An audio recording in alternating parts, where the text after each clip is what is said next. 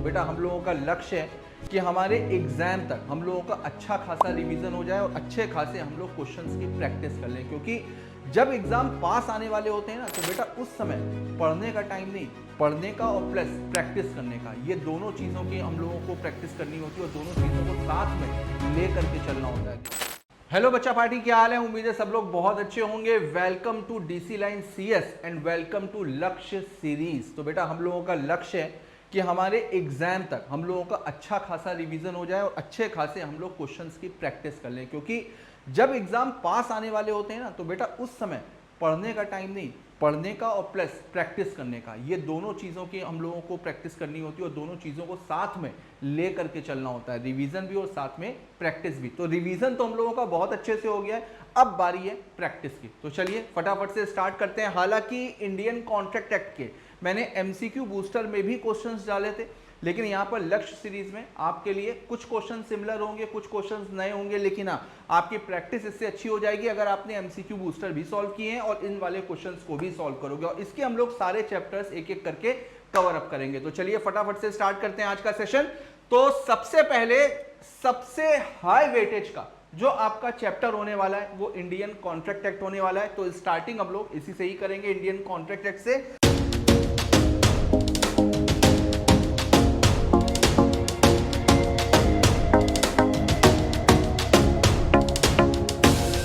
तो एक बार फटाफट से इसके जो क्वेश्चंस हैं वो क्वेश्चंस देख लेते हैं। तो सबसे पहला क्वेश्चन ये एग्जाम में अक्सर पूछा जाता है, मैं ये चीज मैंने एमसीक्यू बूस्टर में भी आपसे पूछी थी, अब तो खैर इतनी बार हम लोग पढ़ चुके हैं तो डेट आपको 100% याद होगी। The Indian contract act 1872 came into force. तो इंडियन कॉन्ट्रैक्ट एक्ट 1872 कब आया था? तो ये बेटा सबको मेरे ख्याल से पता होगा कब है, 1 सितंबर 1872 इज द करेक्ट आंसर। आगे देखते हैं। अब proposal when accepted becomes a, तो जब प्रपोजल एक्सेप्ट होता है, जब प्रपोजल एक्सेप्ट होता है तो वो किसमें कन्वर्ट हो जाता है? तो जब प्रपोजल एक्सेप्ट होता है तो वो कन्वर्ट होता है बेटा प्रॉमिस में। Answer will be B, that is promise. ये सारी डेफिनेशन स्टार्टिंग की है, 100% आप लोगों को याद होंगी।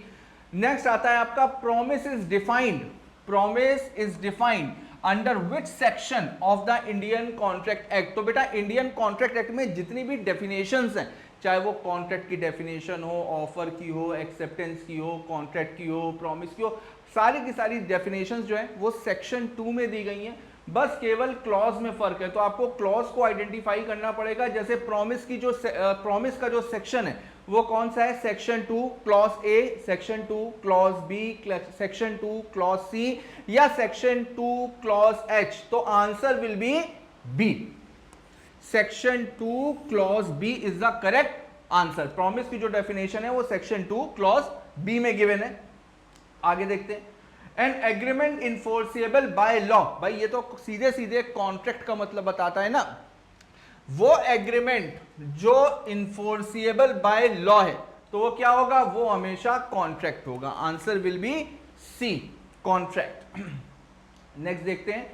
विच of the following is not an essential element. तो देखो यहां पर नॉट बेटा पूछ रहा है, यहां पर एसेंशियल एलिमेंट नहीं पूछ रहा है, यहां पर पूछ रहा है विच of the following is not an essential element of a valid contract. तो कौन कौन से एसेंशियल नहीं है? तो देखते हैं। लॉफुल कंसीडरेशन होना चाहिए, बिल्कुल as per section 10 lawful consideration होनी चाहिए। फ्री कंसेंट होनी चाहिए, बिल्कुल फ्री कंसेंट होनी चाहिए।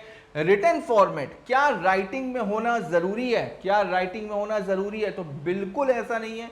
कॉन्ट्रैक्ट ओरल भी हो सकता है, कॉन्ट्रैक्ट राइटिंग में भी हो सकता है। हम लोगों ने पढ़ा है ना type of contract, contract express contract, implied contract, by conduct भी हो सकता है। तो इसका मतलब बेटा राइटिंग में होना जरूरी नहीं है, और यहां पे नॉट पूछ रहा है तो आंसर क्या होगा? आंसर होगा सी, रिटन फॉर्मेट। तो कॉन्ट्रैक्ट का बेटा राइटिंग में होना बिल्कुल जरूरी नहीं है, ऐसा एसेंशियल एलिमेंट कुछ भी नहीं बताता है। देखते हैं आगे। नेक्स्ट है कंसेंसस एड आइडम। ये हम लोगों ने लैटिन टर्म पहले वाले चैप्टर में भी पढ़ा था, ठीक है, इंडियन कॉन्ट्रैक्ट एक्ट में भी पढ़ा, लीगल मैक्सिम्स में। तो कंसेंसस एड आइडम का मतलब क्या होता है? एक बार देखते हैं फटाफट से। मीटिंग ऑफ माइंड होता है, लॉफुल ऑब्जेक्ट होता है, रिटर्न एग्रीमेंट होता है, कंसिडरेशन होता है। तो answer will be A, meeting of mind. Consensus ad idem का मतलब क्या हो गया? Meeting of mind. जब दो लोग किसी एक ही समय पर एक ही चीज के लिए एक ही तरीके से अग्री करते हैं तो उसको बोला जाता है कंसेंसस एड आइडम। और किसी भी कॉन्ट्रैक्ट में कंसेंसस एड आइडम का होना जरूरी है। इसका सेक्शन क्या था बेटा? इसका सेक्शन था सेक्शन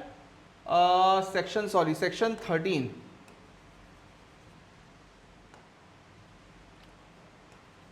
सेक्शन 13 आपका बताता है कंसेंट के बारे में, सेक्शन 14 बताता है आपका फ्री कंसेंट के बारे में, है ना। तो सेक्शन 13 है आपका कंसेंसस एड आइडम का, जिसका मतलब होता है मीटिंग ऑफ माइंड।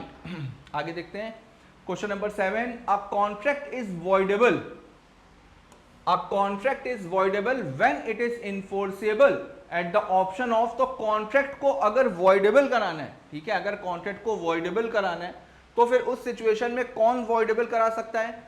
दोनों पार्टीज करा सकती हैं, थर्ड पार्टी भी करा सकती है, प्रोमिसर करा सकता है, या अग्रीव्ड पार्टी करा सकती है। तो भाई कॉन्ट्रैक्ट को वॉइडेबल वही तो कराएगा ना जिसके साथ में गलत हुआ है, जिसके साथ में गलत हुआ है, जिसके साथ में coercion, undue influence, fraud, misrepresentation, अगर ये चारों चीजें हुई हैं, इन चारों में से कोई भी अगर एक चीज हुई है तो उस पार्टी के पास में ऑप्शन होता है कि वो कॉन्ट्रैक्ट को वॉइडेबल करा सकता है। तो answer will be C, aggrieved party, है ना। आगे देखते हैं an offer made by one party to another which is not accepted. तो an offer made by one party to another which is not accepted, यानी कि एक पार्टी ने ऑफर दिया दूसरे को जो कि एक्सेप्ट नहीं हुआ, तो उसको क्या बोला जाएगा? क्या उसको कॉन्ट्रैक्ट बोलेंगे, क्या उसको प्रपोजल बोलेंगे, क्या उसको एग्रीमेंट बोला जाएगा, या उसको प्रॉमिस बोला जाएगा? ये थोड़ा सा ट्रिकी क्वेश्चन है कि अगर एक ऑफर दिया गया एक पार्टी ने दूसरे को जो अभी तक एक्सेप्ट नहीं हुआ है तो उसको क्या बोला जाएगा बेटा? उसको बोला जाएगा प्रपोजल, क्योंकि अभी वो प्रपोजल ही तो है, अभी तक वो एक्सेप्ट नहीं हुआ है। जब वो एक्सेप्ट हो जाएगा उसके बाद ही में तो बेटा वो कन्वर्ट होगा ना एग्रीमेंट में, है ना। तो अभी तक वो क्या होगा? अभी तक बोला जाएगा उसको प्रपोजल। नेक्स्ट देखते हैं the term proposal is defined. तो प्रपोजल बेटा कौन से सेक्शन में डिफाइन है?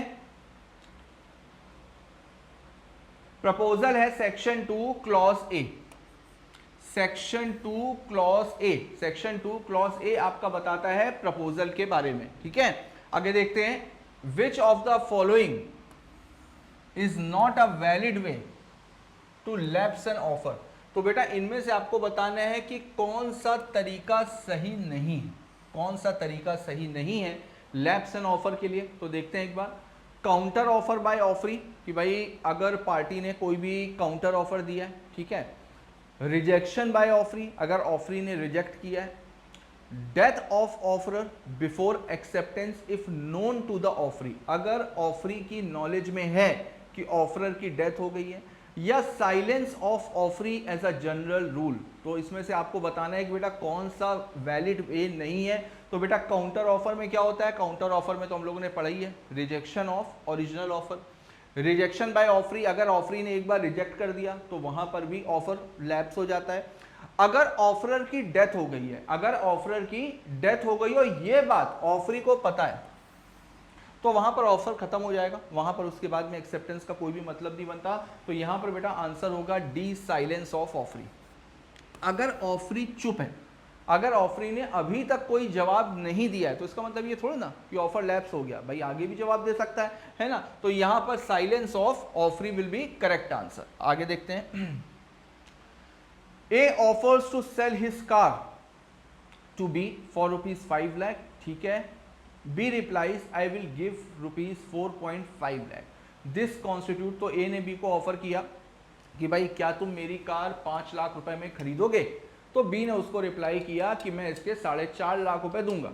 तो अभी आपको बताना है कि ये क्या कॉन्स्टिट्यूट कर रहा है?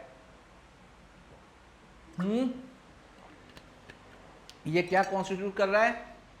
ये कॉन्स्टिट्यूट कर रहा है काउंटर ऑफर। काउंटर ऑफर मैंने बताया था ना, मॉडिफिकेशन ऑफ ओरिजिनल ऑफर, ठीक है। जैसे बार्गेनिंग होती है ना, अगर हम बार्गेनिंग कर रहे हैं या ऑफर के साथ में कुछ टर्म्स और कंडीशंस वापस से लगा करके दे रहे हैं, यानी कि जो कंडीशनल एक्सेप्टेंस है अगर हम वो दे रहे हैं तो उसको बोला जाता है काउंटर ऑफर। तो correct answer will B counter offer. Next देखते हैं communication of proposal communication of proposal कब कंप्लीट होता है, तो हम लोगों ने पढ़ा था कम्युनिकेशन होना जरूरी है। ऑफर का कम्युनिकेशन कब कंप्लीट होता है, एक्सेप्टेंस का कम्युनिकेशन कब कंप्लीट होता है। तो एक बार यहां पर ऑफर का कम्युनिकेशन पूछ रहा है, तो देखते हैं। The proposer writes it down, it comes to the knowledge of the offeree, the offeree replies yes, it is posted in the letter box. तो बेटा ऑफर का कम्युनिकेशन कंप्लीट होता है जब ऑफरी की नॉलेज में आ जाए। उसने अभी तक अपनी एक्सेप्टेंस दी है नहीं दी है, लेकिन जब ऑफरी की नॉलेज में आ जाएगा तो मान लिया जाएगा कि ऑफर का कम्युनिकेशन कंप्लीट हो गया है। तो कम्युनिकेशन ऑफ प्रपोजल कंप्लीट होगा जब वो ऑफरी की नॉलेज में आ जाएगा, तो आंसर विल बी बी, है ना। कोशिश करिए मेरे आंसर बताने से पहले कॉपी और पेन लेकर के बैठो।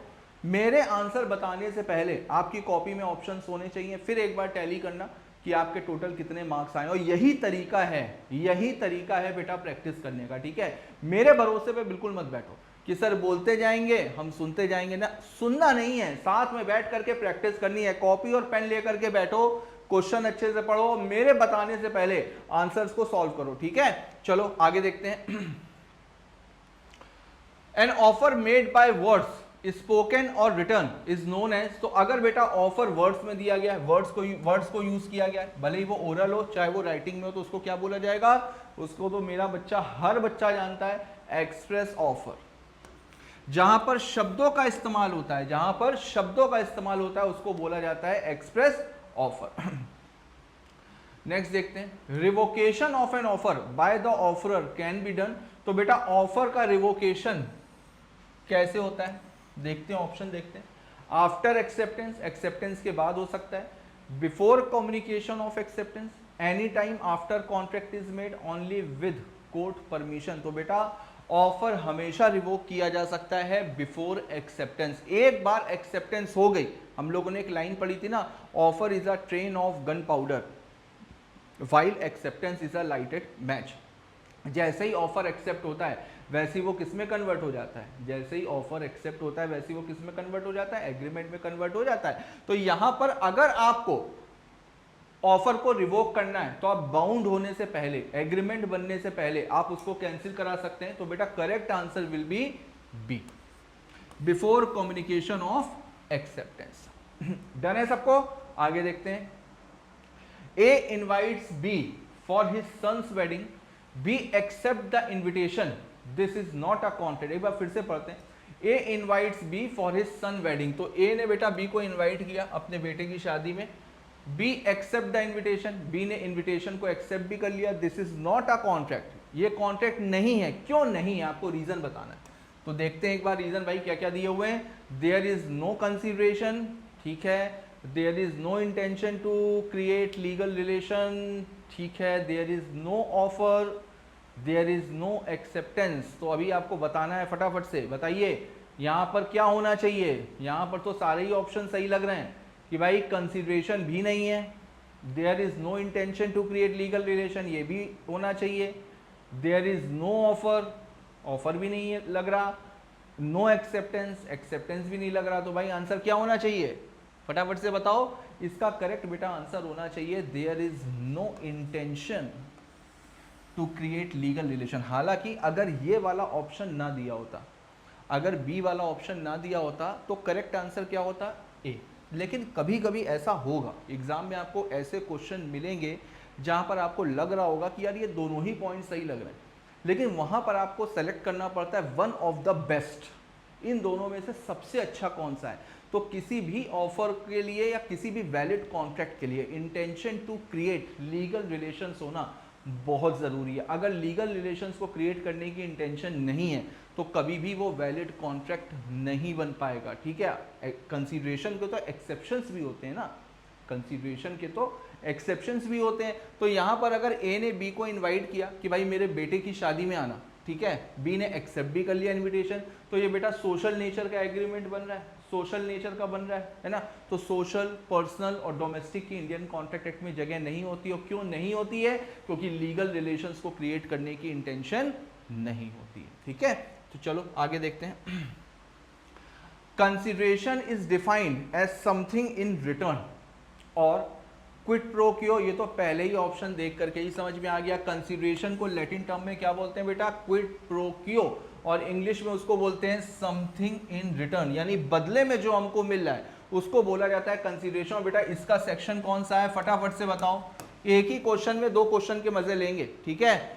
इसका सेक्शन बताओ फटाफट से, सेक्शन क्या होना चाहिए, सेक्शन 2, हर एक डेफिनेशन का सेक्शन 2 है, section 2 clause clause clause clause D, D for Delhi, D for Dunki, ठीक है।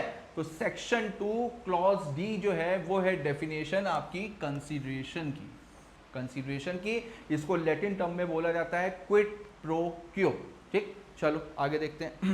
अब नेक्स्ट क्वेश्चन है बेटा question number 17, a promise to pay a sum of money to a person. तो बेटा यहाँ पर प्रॉमिस किया जा रहा है पैसे देने का, who voluntary came into the promisor's rescue is enforceable if it is. तो यहाँ पर बोला जा रहा है कि भाई एक प्रॉमिस हो रहा है पैसे देने का, ठीक है, किसको पैसे देने का, जहां पर किसी ने अपनी मर्जी से प्रॉमिसर को रेस्क्यू किया है, प्रॉमिसर की हेल्प करी है। तो ऐसे प्रॉमिस को कब इन्फोर्स किया जा सकता है, तो एक बार देखते हैं कौन कौन से ऑप्शन है। मेड विदाउट एनी कंसीडरेशन, कि अगर भाई कंसीडरेशन के बिना है, ठीक है। Made in writing and registered, क्या राइटिंग और रजिस्टर्ड में होना जरूरी है। Made out of natural love and affection, हालांकि ये आते हैं एक्सेप्शन में, ठीक है, सेक्शन 25।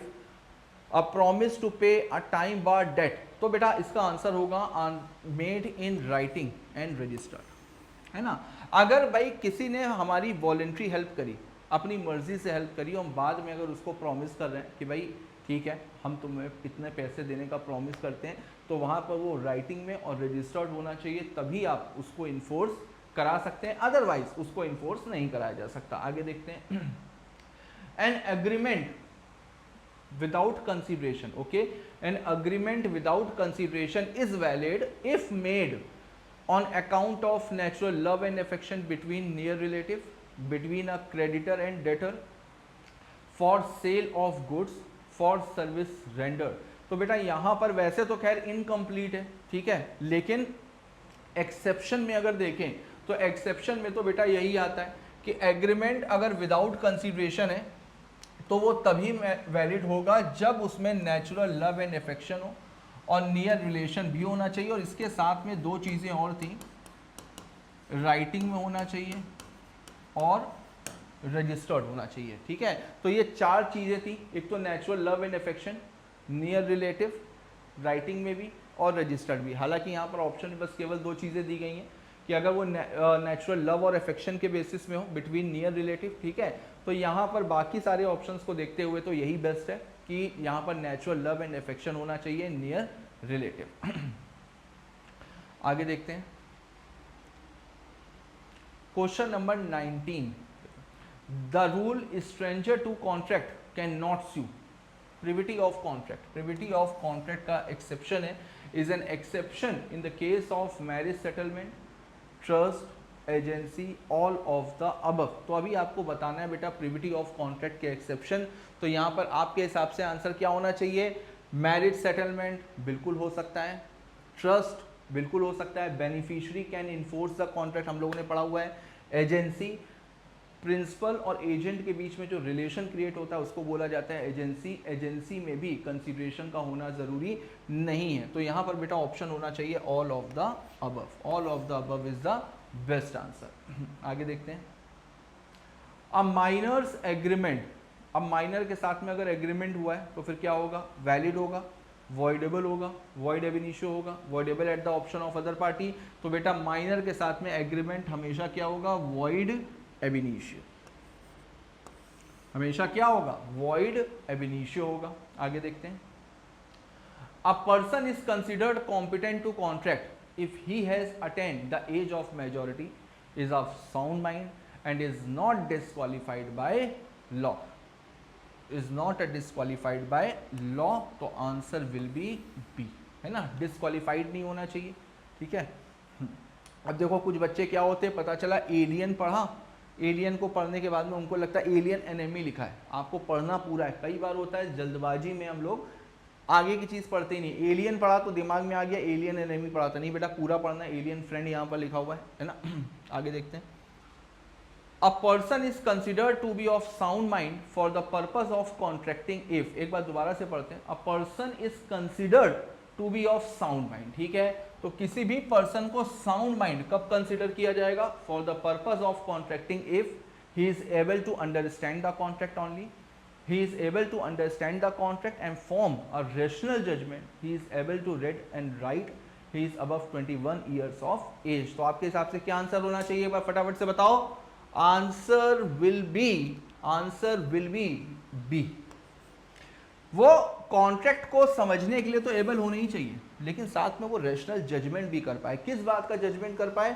कोई भी बेटा इतना मैच्योर होना चाहिए कि कॉन्ट्रैक्ट में एंटर करते समय वो इस बात को जज कर सकता है कि इस कॉन्ट्रैक्ट में एंटर करना उसके लिए प्रॉफिटेबल होगा या नुकसान वाला होगा। अगर कोई भी आदमी इतना कैपेबल है जो इस बात को जज कर सकता है कि कॉन्ट्रैक्ट में एंटर करना हमारे लिए फायदेमंद है या नुकसान वाला है, तो उस पर्सन को साउंड माइंड का माना जाता है।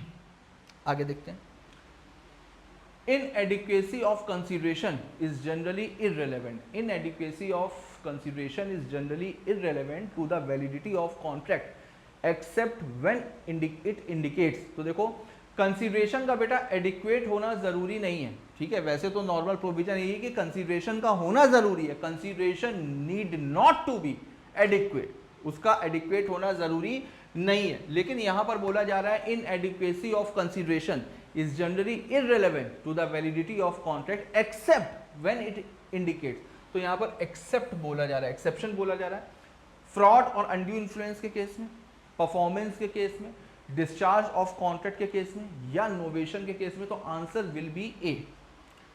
जब कभी कोई भी पर्सन कॉन्ट्रैक्ट को वॉइडेबल कराता है ना, जब कोई भी पर्सन कोर्ट में जाकर के कहता है कि भाई मेरे साथ में गलत हुआ है, मुझे इस कॉन्ट्रैक्ट को कैंसिल कराना है, तो कोर्ट को कैसे पता चलेगा कि आपके साथ में गलत हुआ है? किसी ने आपको डराया है, धमकाया है, अपनी पोजीशन का गलत फायदा उठाया, आपके साथ में फ्रॉड हुआ है, कैसे पता चलेगा?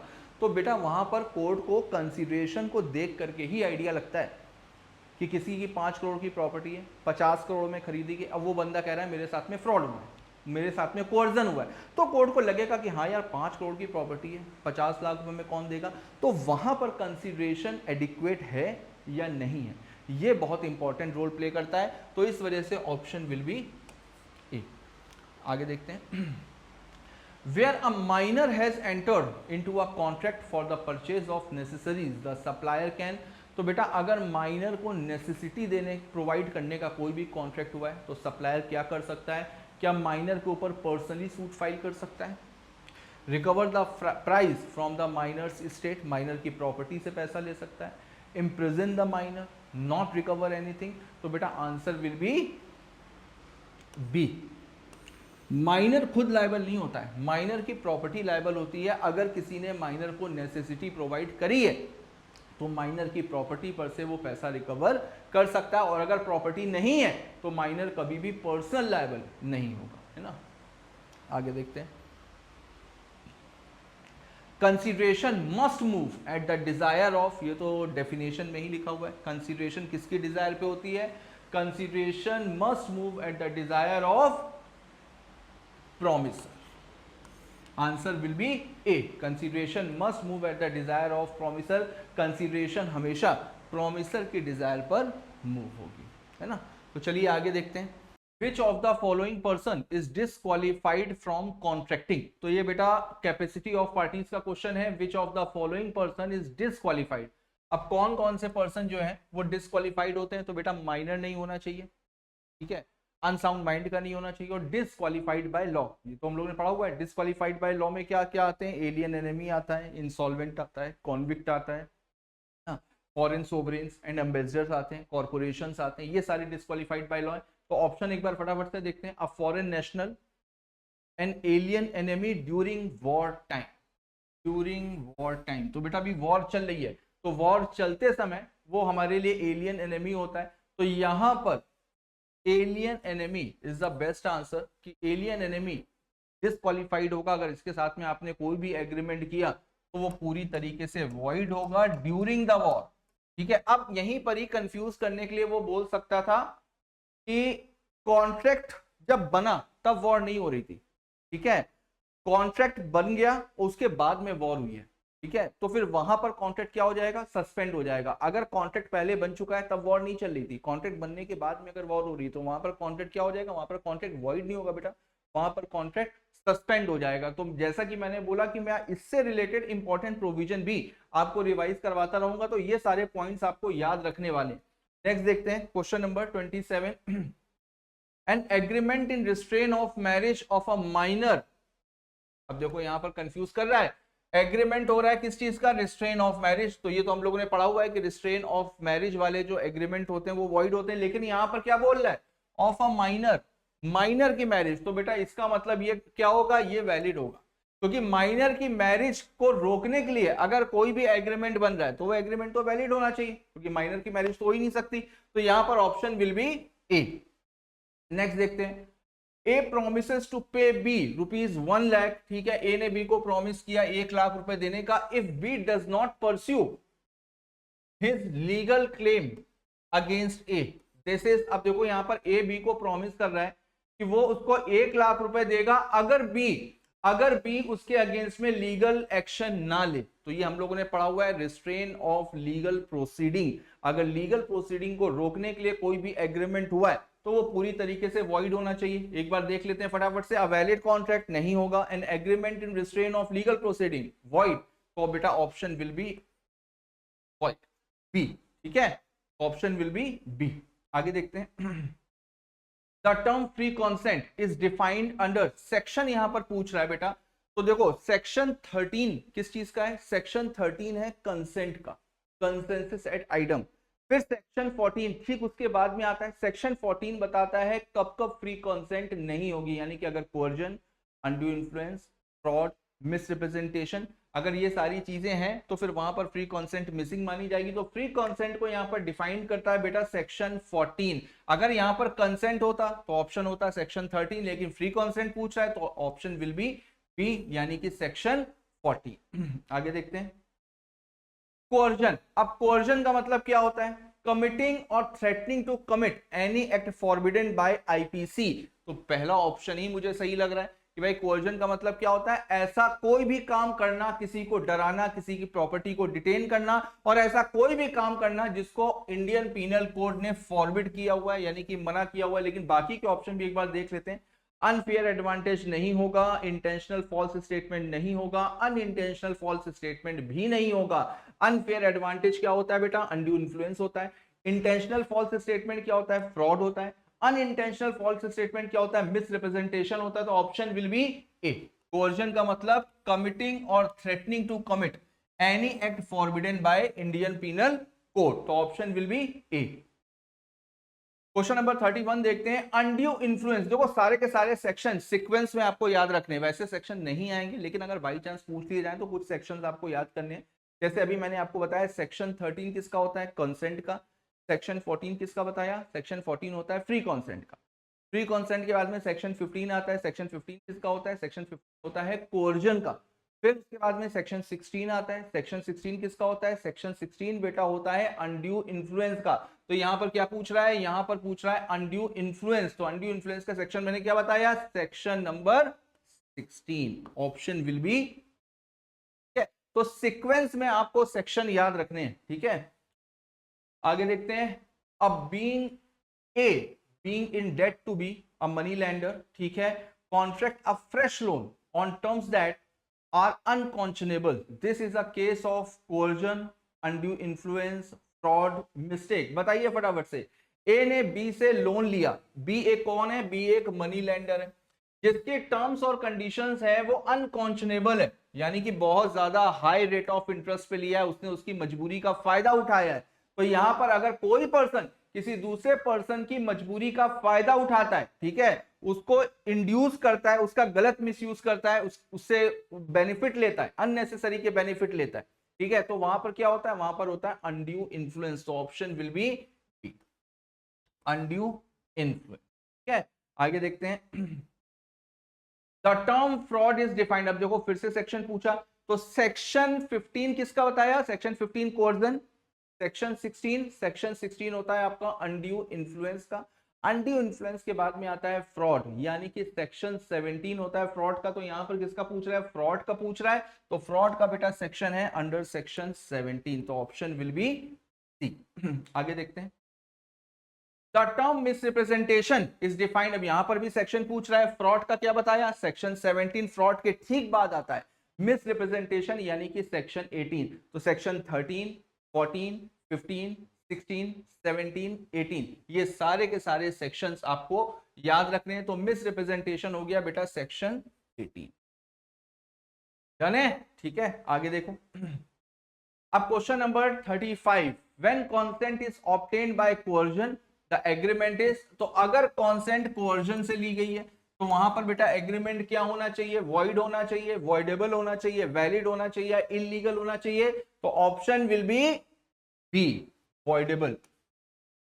अगर कोअर्जन है, अनड्यू इन्फ्लुएंस है, फ्रॉड है, मिसरिप्रेजेंटेशन है, ये चार चीजें। मिस्टेक के केस में अलग इफेक्ट होता है, मिस्टेक के केस में अलग इफेक्ट होता है क्योंकि उसमें यूनिलेटरल मिस्टेक और बाइलेटरल मिस्टेक आ जाता है। तो यहां पर इन चारों के केसेस में कॉन्ट्रैक्ट हमेशा वॉइडेबल होगा। वॉइडेबल का मतलब क्या होता है? राइट टू अग्रीव्ड पार्टी, यानी कि जिस पार्टी के साथ में गलत हुआ है उसके पास में एक ऑप्शन है, अगर वो चाहे तो कॉन्ट्रैक्ट को वॉइडेबल करा सकता है। आगे देखते हैं। अब साइलेंस अमाउंटिंग टू फ्रॉड। तो देखो नॉर्मल प्रोविजन तो यही होता है कि भाई साइलेंस फ्रॉड नहीं होती, लेकिन कुछ कुछ केसेस होते हैं जहां पर साइलेंस को फ्रॉड माना जाता है। एक बार ऑप्शंस देख लेते हैं फटाफट से। The party is generally quiet, the party has a duty to speak but remain silent, the party lacks knowledge, the party is in abroad. तो ऑप्शन विल बी। जहां पर बोलना आपकी ड्यूटी होती है, दो सिचुएशन होती हैं जहां पर साइलेंस को फ्रॉड माना जाता है। मेरी बात ध्यान से सुनना, दो पॉइंट्स होते हैं जो आपको याद रखने हैं। साइलेंस को फ्रॉड कब माना जाता है? जहां पर एक तो ड्यूटी टू स्पीक, वहां पर बोलना आपकी ड्यूटी है, अगर वहां पर भी आप चुप रहते हो तो उसको फ्रॉड माना जाएगा। दूसरा, silence is equivalent to speak, जहां पर चुप रहना बोलने के बराबर होता है, तो वहां पर भी साइलेंस को फ्रॉड माना जाता है। तो यहां पर ऑप्शन होगा बेटा B, the party has a duty to speak but remain silent, उसके बावजूद अगर वो चुप रहता है तो फिर उसको फ्रॉड माना जाएगा। क्वेश्चन नंबर 37 देखते हैं। कॉन्ट्रैक्ट्स उबेरिमाई फिदे। उबेरिमाई फिदे का मतलब क्या होता है? अटमोस्ट गुड फेथ, ठीक है। Include sale of goods, insurance contract, partnership deed, loan agreement. तो बेटा जो उबेरिमाई फिदे के कॉन्ट्रैक्ट होते हैं, जो गुड फेथ के कॉन्ट्रैक्ट होते हैं, वो होते हैं इंश्योरेंस के कॉन्ट्रैक्ट। इंश्योरेंस में क्या होता है? सामने वाला पूछे या ना पूछे बताना आपकी ड्यूटी होती है। जो गुड फेथ वाले कॉन्ट्रैक्ट होते हैं, जो उबेरिमाई फिदे के कॉन्ट्रैक्ट होते हैं, उसमें सामने वाला आपसे पूछे या ना पूछे बताना आपकी ड्यूटी है। वहां पर अगर आप चुप रहते हो तो उसको भी फ्रॉड माना जाएगा। देखते हैं आगे। Question number 38, section 23 of the Indian Contract Act declares an agreement void if its object is against the public policy. जो अनलॉफुल एग्रीमेंट है वही तो बताया गया, अनलॉफुल एग्रीमेंट में पब्लिक पॉलिसी भी बताया गया है। तो बेटा यहां पर है फिर option will be, oppose to public policy. ठीक है, आगे देखते हैं। अब wagering agreement is generally in India. तो बेटा वेजरिंग एग्रीमेंट क्या होता है? बैटिंग करना, बैटिंग करना, ठीक है। स्पेकुलेशन यानी सट्टा लगाना, शर्त लगाना, इन सारी चीजों को माना जाता है वेजरिंग एग्रीमेंट। और इंडिया में wagering agreements are void agreement, इसको वॉइड एग्रीमेंट की कैटेगरी में रखा गया है। ठीक है, दो ऐसे स्टेट हैं गुजरात और महाराष्ट्र, वहां पर वेजरिंग एग्रीमेंट को इलीगल माना गया है, लेकिन बाकी पूरे इंडिया में इसको वॉइड माना गया है। तो जनरली इन इंडिया लिखा हुआ है, तो देखते हैं एक बार, वैलिड, वॉइड, वॉइडेबल, इलीगल। तो बेटा ऑप्शन विल बी, ठीक है। लेकिन यहां पर तो भी ये चीज याद रखना, वेजिंग एग्रीमेंट जनरली वॉइड होते हैं, लेकिन अगर स्टेट गवर्नमेंट चाहे तो उसको अपने स्टेट में वैलिड करा सकती है। ठीक है, और दो ऐसे स्टेट हैं गुजरात और महाराष्ट्र जहां पर उसको इलीगल डिक्लेयर किया हुआ है। तो ये पॉइंट्स याद रखने वाले। क्वेश्चन नंबर 14 देखते हैं। Contingent contracts are contract to do और not to do something if a collateral event, दोनों चीजें हो सकती हैं, हैपन और नॉन हैपन। तो happens, does not happens, either A और बी। तो बेटा ऑप्शन विल बी सी, क्योंकि दोनों ही हो सकते हैं, किसी इवेंट के होने या किसी इवेंट के ना होने के ऊपर डिपेंड करता है। तो यहां पर ए भी हो सकता है और बी भी हो सकता है। तो ऑप्शन विल बी सी। आगे देखते हैं।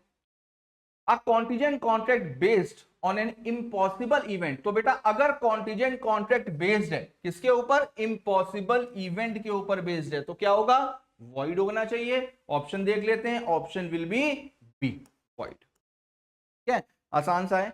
आगे देखते हैं, an agreement in restraint of trade, किसी को कोई काम, कोई बिजनेस, कोई प्रोफेशन, कोई सर्विस प्रोवाइड करने से रोकने के लिए अगर कोई भी एग्रीमेंट होता है तो वो एग्रीमेंट पूरी तरीके से वॉइड होगा। हालांकि इसके कुछ एक्सेप्शंस हैं, जैसे buyer of goodwill, seller of goodwill के ऊपर रिस्ट्रिक्शन लगा सकता है, एम्प्लॉयर एम्प्लॉय के ऊपर रिस्ट्रिक्शन लगा सकता है, पार्टनरशिप में भी इसका एक्सेप्शन है, जो आउटगोइंग पार्टनर है उसके ऊपर भी रिस्ट्रिक्शन लगाई जा सकती है। तो ये सारे एक्सेप्शंस में आते हैं, लेकिन हमें हमेशा मेन प्रोविजन पहले फॉलो करना है। तो यहां पर एक सिंपल सा क्वेश्चन पूछा गया है, एक्सेप्शन को हम तब तक कंसीडर नहीं करेंगे जब तक क्वेश्चन डायरेक्ट एक्सेप्शन पे बेस्ड ना हो।